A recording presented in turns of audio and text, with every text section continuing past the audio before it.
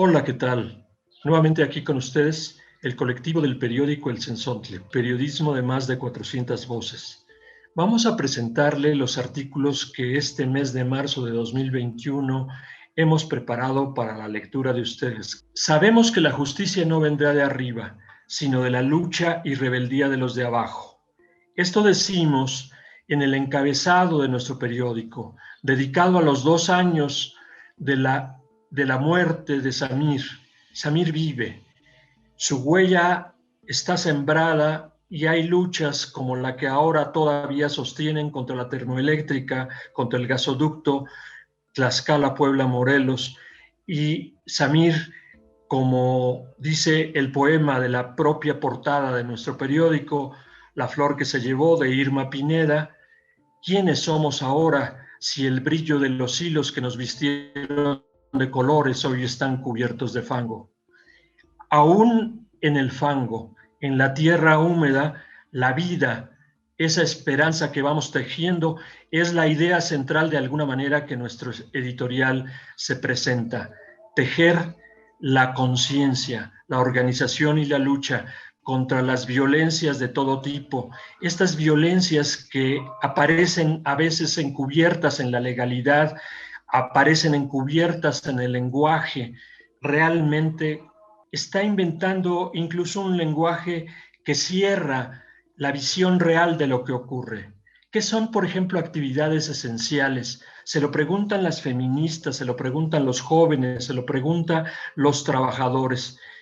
Y los trabajadores encuentran respuestas violentas, como por ejemplo el hecho de que aún el gobierno federal y el gobierno de la Ciudad de México desarrollan ilegalidad y explotación con el outsourcing, mantienen como las empresas una fuerte disposición al teletrabajo, a ese nuevo trabajo a domicilio, ese trabajo a destajo. Nosotros también recogemos otras violencias antiguas y tan actuales.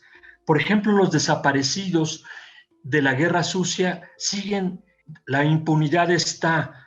Desde los años 70 y tal vez antes, hay mucha gente que sigue exigiendo la presentación con vida de sus desaparecidos. Y si no es la presentación, saber estrictamente dónde están y el castigo a los culpables. Por eso también nosotros recogemos, por el contrario, las voces que fortalecieron procesos de autonomía con o sin el reconocimiento del Estado. Se han cumplido 25 años de los acuerdos de San Andrés que incumplió el Estado y que ahora siguen evidentemente mostrándose como un despojo, como un desconocimiento de lo que son las culturas, las identidades, la autodeterminación de los pueblos. Hay muchos pendientes, nos dicen los compañeros del Congreso Nacional Indígena en uno de los artículos. Volviendo un poco a la idea de los obreros, nos muestran que no están de acuerdo en volver a una nueva normalidad que signifique más desempleo en la práctica, menos salario, la pérdida de derechos sindicales.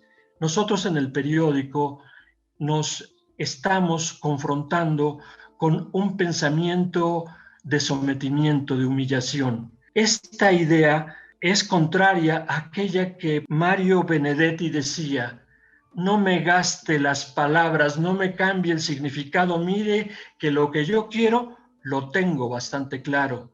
Que no nos digan otra cosa que no sea lo que de nosotros realmente surge, consciente, claramente, dispuesto.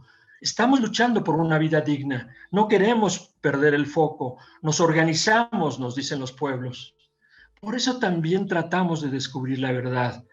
Y la verdad nos la cuenta, por ejemplo, a su modo, la Brigada de Salud 43, compañeros que con ese nombre en Guerrero, en la montaña, están atendiendo la salud comunitaria. Ellos se meten más allá de su territorio a ver qué pasó, por ejemplo, con el feminicidio de Mariana, que evidenció el racismo dentro del sector salud. El sistema de salud no solo se desmantela, sino además le niega la atención tanto a la población, pero también a los trabajadores de salud.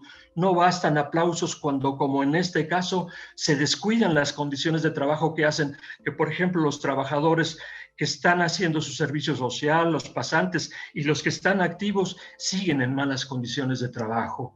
Alto al feminicidio, decimos en este año, y lo decimos con el espíritu de aquellas mujeres que participaron y de las que se sabe menos que de los hombres en la Comuna de París de 1871.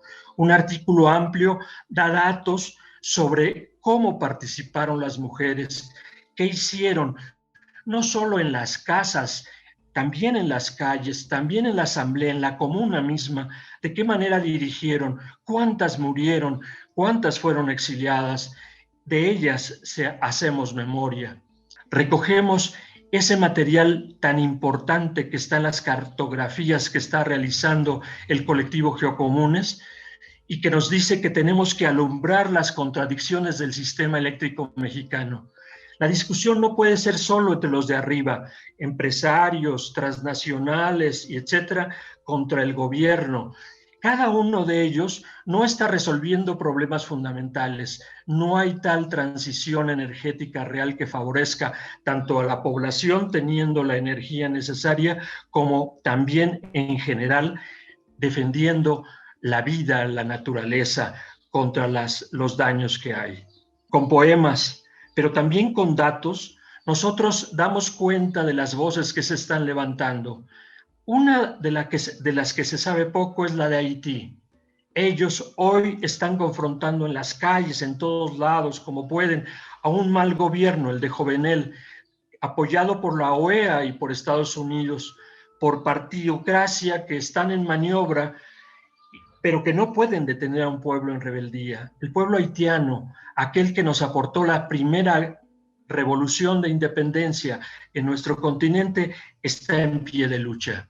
Que los impactos del COVID en el movimiento social no nos deben de hacer que perdamos la capacidad de cambiar las cosas en la práctica, la capacidad de coordinarnos, el desarrollo de una inteligencia emocional, los vínculos de cercanía y de hermandad, que no nos distancie socialmente la distancia sanitaria obligada. Necesitamos la solidaridad como una necesidad vital, necesitamos la salud pública como un eje articulador de la vida, necesitamos la salud comunitaria para cuidarnos de nosotros y por nosotros mismos. Combinemos estrategias de todo tipo, presenciales y no. Hay enseñanzas en el periódico, este Cenzontle, uno del sacerdote que en Colombia, el sacerdote español que en Colombia, junto con la organización de Camilo Torres y de tantos más, Manuel Pérez Martínez, aportó para crear una vanguardia colectiva, compartida, no de unos cuantos, sino de los revolucionarios unificados.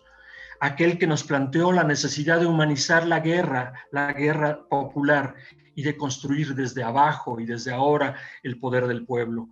Igual estamos haciéndolo con una visión sobre Miguel Enríquez, el revolucionario chileno, que desafió y sigue desafiando a las nuevas generaciones a ser creativos, a ser curiosos, a dudar sistemáticamente.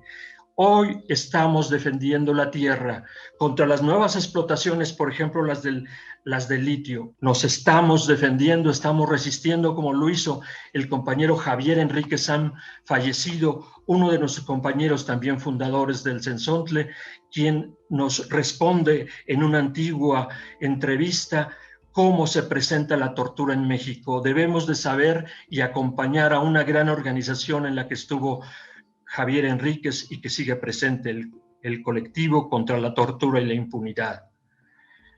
El Cenzontle representa más de 400 voces. Las lenguas de los pueblos desaparecen cuando sus hablantes son violentados. Los esperamos semana a semana con estos artículos en el Cenzontle dentro de la Jornada de Oriente Digital. Gracias.